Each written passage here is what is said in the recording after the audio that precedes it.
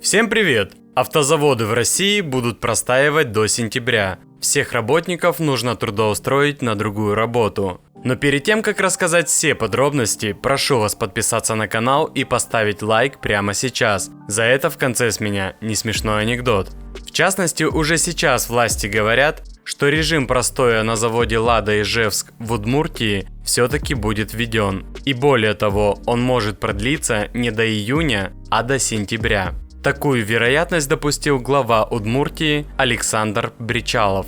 Бричалов подчеркнул, что руководство будет стремиться временно трудоустроить весь персонал, задействованный сейчас на автозаводе. Да, стремиться трудоустроить они-то будут. Но вот главный вопрос, откуда взять столько рабочих мест с достойной зарплатой, журналисты спросить не осмелились. Напомню, сейчас обе производственные площадки АвтоВАЗа в Тольятти и Ижевске ушли на майские праздники, в течение которых сборка автомобилей вестись не будет. На днях в России увеличился список автозаводов, сотрудники которых получили возможность отдохнуть от работы. В двухнедельный так называемый корпоративный отпуск отправлены работники китайского завода Haval в Тульской области. Как сообщила пресс-служба предприятия, конвейер будет простаивать с 30 апреля по 15 мая включительно. Официальной причиной остановки называют технологическое обслуживание оборудования и проведение инвентаризации. Но я думаю, скорее всего, это связано с жестким падением продаж новых автомобилей. Люди не готовы покупать автомобили за такие цены. Наконец-то производители это поняли. На днях министр промышленности и торговли России Денис Мантуров по телевизору сообщил, что в России работают аж 3 автозавода. Это Haval, Hyundai и Kia. После этого из Кореи пришло опровержение слов чиновника, а собиравший Hyundai и Kia завод Автоторг в Калининграде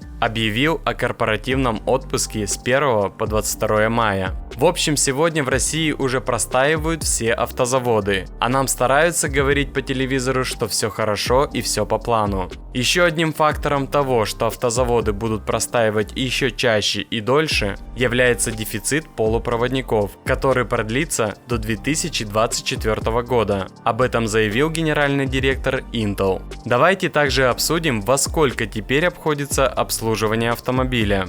Выяснилось, что траты россиян за год выросли вдвое. Если годом ранее большая часть российских автовладельцев тратила на автомобиль до 5000 рублей в месяц, то в этом году 51% водителей назвали сумму уже в 10 тысяч рублей. Также стоит обсудить еще, что в России проблему дефицита автозапчастей решают с помощью угонов машин и краж отдельных дорогостоящих компонентов, катализаторов, фар и так далее. Рост преступлений уже вырос на 20%. Поскольку в ближайшее время улучшение ситуации с поставками автомобилей и запчастей на российский рынок не предвидится, можно ожидать еще большего роста таких преступлений. Вот что я считаю по этому поводу. Надо ужесточить наказание за угон и давать минимум 15 лет строгача с последующим возмещением ущерба. И в идеале срок отбывать, работая на АвтоВАЗе. Ну и обещанная мною шутка юмора.